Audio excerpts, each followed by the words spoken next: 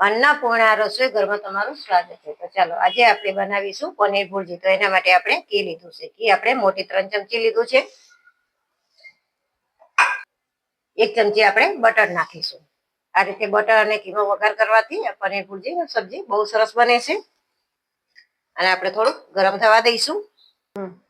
ચલો ઘી અને બટર સરસ ગરમ થઈ ગયું છે। હવે આપણે અડધી ચમચી જીરું નાખીશું। જીરું આપણે થોડું ફૂટવા દઈશું। હવે આપણે ઝીણી સમારેલી ડુંગળી લીધી છે એ નાખીશું। અને આપણે ઝીણું સમારેલું એક લીલું મરચું લીધું છે એ નાખીશું।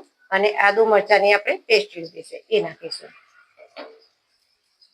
હવે આપણે આ બધી વસ્તુ સારી એવી સાતરશું મીડિયમ ગેસ ઉપર, જ્યાં સુધી ડુંગળીનો કલર ચેન્જ થાય અને આદુ અને મરચાની સ્મેલ એકદમ ઓછી થઈ જાય, કચાશ જતી રહે ત્યાં સુધી આપણે સાતરીશું। ચલો આ રીતે આપણે ડુંગળીનો કલર ચેન્જ થઈ ગયો છે, સારી એવી સંતરાઈ ગઈ છે।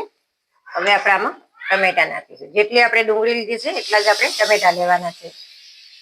2 મીડિયમ સાઈઝની મેં ડુંગળી લીધી હતી એટલે 2 મીડિયમ સાઈઝના મેં ટમેટા લીધા છે। સારું એવું આપણે મિક્સ કરી લઈશું। હવે આપણે સ્વાદ પ્રમાણે મીઠું નાખીશું। ટમેટા ઝડપથી કૂક થઈ જાય એટલે મીઠું આ સમય નાખી દેવાનું। હવે આપણે આને ઢાંકી અને ધીમા ગેસ ઉપર ટમેટા ગળે ત્યાં સુધી થવા દઈશું। આપણે ટમેટા ગળે ત્યાં સુધી આપણે ચણાનો લોટ લીધો છે 2 ચમચી, એને આપણે થોડોક શેકી લઈશું એની કચાશ દૂર થાય ત્યાં સુધી। અને વધારે આપણે નથી શેકવાનો, થોડોક જ શેકવાનો છે। ચલો આપણે ચણાનો લોટ શેકાઈ ગયો છે, થોડો કલર ચેન્જ થયો છે, વધારે આપણો લોટ પણ ઠંડો થઈ ગયો છે। હવે આપણે 1 ચમચી કાશ્મીરી લાલ મરચું નાખીશું। અડધી ચમચી આપણે હળદર નાખીશું। 1 ચમચી આપણે ધાણા જીરું નાખીશું।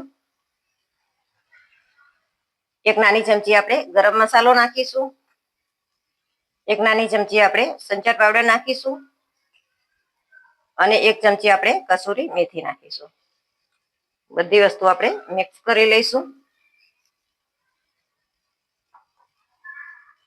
હવે આપણે દહીં લીધું છે, દહીં આપણે ઘરનું મોરું દહીં લીધું છે એ નાખીશું। આપણે અડધા કપ જેટલું લીધું છે અને બધી વસ્તુ મિક્સ કરી લઈશું આપણે। અને હવે આપણે દૂધ લીધું છે, એ પણ આપણે અડધા કપ જેટલું લીધું છે, એ પણ આની અંદર નાખી દઈશું અને બધી વસ્તુ સારી એવી મિક્સ કરી લઈશું। જો આ રીતે આપણે બધા મસાલા સરસ એવા મિક્સ કરી લીધા છે। 1 ચમચી જેટલું ઘી ગરમ કરવા મૂક્યું છે અને ઘી ગરમ થઈ ગયું છે, તો હવે આપણે ગેસ બંધ કરી લઈશું અને આપણે 1 મોટી ચમચી જેટલું કાશ્મીરી લાલ મરચું એની અંદર નાખીશું। ગેસ બંધ કરી અને પછી જ નાખવું મરચું, નહીતર તો મરચું લાલ થઈ જશે, તમારા શાકનો કલર જોવે એવો નહીં આવે। હવે આપણે જે આ તડકો કર્યો છે, આપણે જે મસાલાની પેસ્ટ બનાવી છે એની અંદર નાખી દઈશું અને મિક્સ કરી લઈશું। જો આ રીતે આપણે બધી વસ્તુ મિક્સ કરી લીધી છે, સરસ ગળી ગયા છે અને વચ્ચે વચ્ચે મેં 1-2 વાર ખોલી અને જોઈતું નીચે ચોટે નહીં માટે। હવે આપણે જે આ પેસ્ટ બનાવી છે એ આની અંદર નાખી દઈશું।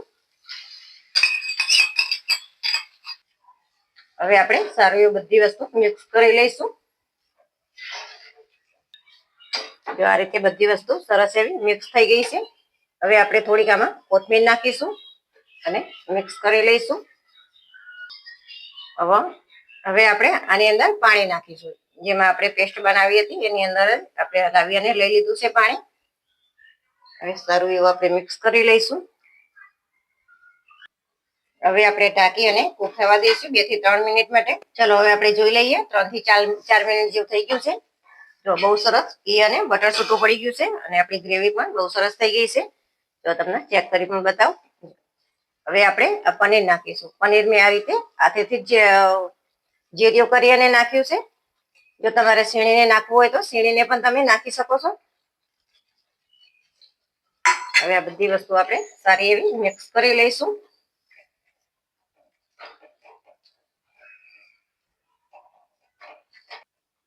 જો આ રીતે બધી વસ્તુ મિક્સ થઈ ગઈ છે, હવે આપણે આની અંદર ગરમ પાણી નાખીશું। તો અડધા કપ જેટલું આપણે ગરમ પાણી નાખીશું, કાં તો તમારે ગ્રેવી જે રીતે સબ્જીની જોઈએ એ રીતે રાખવાનું। હવે આપણે બધી વસ્તુ મિક્સ કરી દઈશું અને ઢાંકી અને 3 થી 4 મિનિટ થવા દઈશું। ચલો હવે આપણે જોઈ લઈએ 3 થી 4 મિનિટ જેવું થઈ ગયું છે અને જો આપણું સબ્જી એકદમ તૈયાર થઈ ગયું છે ઉપરથી ઘી અને બટર બંને છૂટી અને સરસ થઈ ગયું છે અને ગ્રેવી પણ આપણી બહુ સરસ થઈ છે ઘટ આ રીતે ચણાના લોટથી બનાવો તો એ બહુ મસ્ત બનશે અને જો ચણાનો લોટ ના નાખવો તો તમારે કાજુ અને મગજતરીના બીની ગ્રેવી કરીને પણ તમે આ સબ્જી બનાવી શકો છો હવે આપણે ઉપરથી થોડુંક બટર નાખીશું 1 ચમચી જેટલું અને આપણે કોથમીર નાખીશું તો આપણું પનીર ભુરજી તૈયાર છે તો તમને આ રેસીપી વિડીયો ગમે હોય તો લાઈક કરો શેર કરો અને સબસ્ક્રાઇબ કરવાનું ભૂલતા નહીં